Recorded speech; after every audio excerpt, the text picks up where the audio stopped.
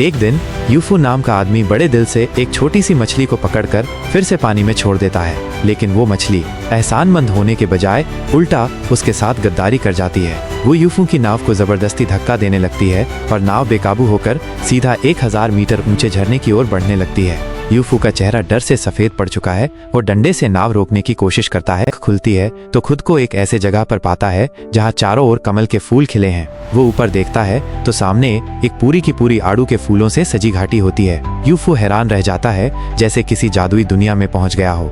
ज्यादा सोचे बिना वो हाथों से नाव किनारे की ओर खींचता है। नाव को सुरक्षित लगाकर वो घाटी की ओर बढ़ने लगता है। बाहर की दुनिया में तो युद्ध और भूखमरी फैली हुई थी, लेकिन यहाँ जैसे कोई स्वर्ग हो। ताव हुआ यानी आड़ू के फूलों से भरी इस घाटी में चलते हुए दोनों तरफ की पगडंडियों पर न कोई सूखा पेड़, न कोई कांटे, सिर्फ हरे भरे फूल और रंग बिरंगे पंखुड़ियां।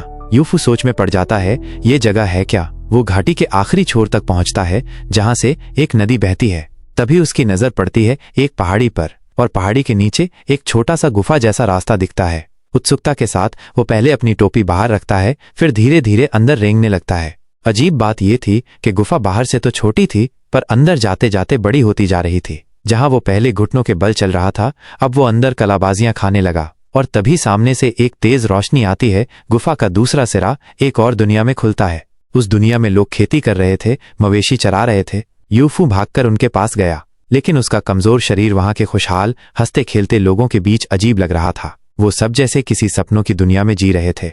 तभी एक बूढ़े आदमी की नजर उस पर पड़ी। यूफू की हालत देखकर वो फौरन उसके पास आया। यूफू ने सब कुछ बताया। बूढ़े ने मुस्कुराकर कहा, तुम यहाँ तक आ गए, मतलब तुम्हारा यहाँ आना तय था। फिर वो यूफू को अपने घर ले गया। पूरा परिवार उसका स्वागत करता है, उसके लिए स्वादिष्ट खाना बनाया जाता है। यूफू की आंखों में पानी आ जाता है, क्योंकि वो तो कई बार भूखे पेट सोया है। खाना देखकर उसके मुंह से लार टपक पड़ती है और सब हंसने लगते हैं। बूढ़ा कहता है, खाओ बेटे, जमकर खाओ। यूफू ऐसे खाता है जैसे जिंदगी भर की भूख मिटा रहा हो। खाने के बाद बूढ़ा उसे एक आड़ू देता है। वो कहता है, यहाँ हर मौसम बसंत जैसा होता है, आड़ू कभी खत्म नहीं होते, फूल कभी मुरझाते नहीं।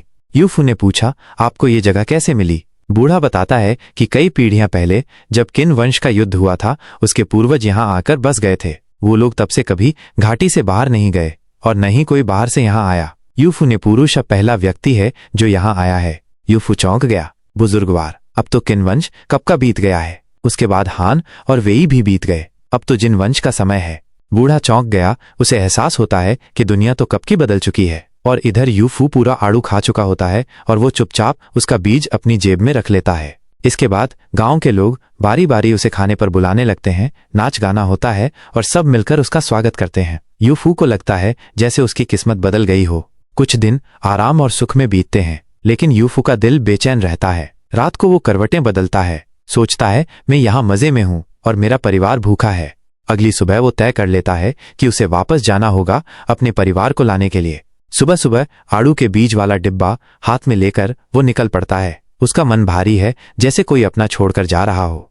गुफा के पास पहुंचते ही उसे बूढ़ा फिर मिल जाता है, जो पहले से इंतजार कर रहा था। वो चाहता है कि यूफू रुक जाए, मगर यूफू का मन पक्का है। बूढ़ा चुपचाप चला जाता है। पीछे मुड़कर यूफू पूछता है, बुजुर्गवार, क्या मैं कभी फिर आ सकूंगा? बूढ़ा कुछ नहीं कहता। यूफू मन ही मन उम्मीद करता है। जाते जाते वो एक पेड़ पर अपनी कमर बंद और एक डाली पर टोपी टांग देता है, ताकि वापसी का रास्ता पहचान सके।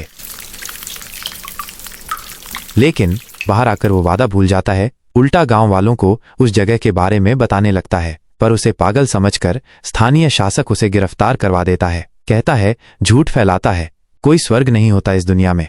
उसे पीट पीट कर अधमरा कर दिया जाता है। तभी अचानक लियू जिजी नाम का एक यात्री आता है। लियू भी उस घाटी की कहानी सुन चुका था। उसने यूफू को बचा लिया। यूफू ने पूरा किस्सा सुनाया और आड़ू का बीज भी दिखाया। लियू को यकीन हो गया। फिर दोनों मिलकर घाटी को खोजने निकलते हैं। वसंत से पतझड़, पतझड़ से ठंडी, पर घाटी नहीं मिलती। लंबी यात्रा के बाद लियू बीमार पड़ जाता है और अपने अंतिम समय में कहता है, इस दुनिया में कोई स्वर्ग नहीं होता। यूफू बस खुद को धोखा दे रहा था।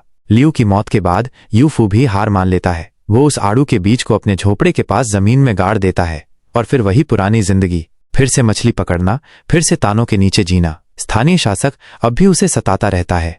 यूफू बेबस है, बस आसमान की ओर देखकर हंसता है दर्द से।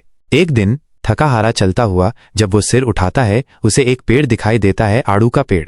कुछ कहते हैं माइनस ये उसका भ्रम था। कुछ कहते हैं वो भूख से मर गया और यही उसका आखिरी सपना था, मगर कुछ कहते हैं ये उस स्वर्ग जैसे गांव की याद थी जो हर इंसान के दिल में होती है, एक उम्मीद, एक ऐसी जगह की जहां जिंदगी सच्चे मायनों में सुंदर हो।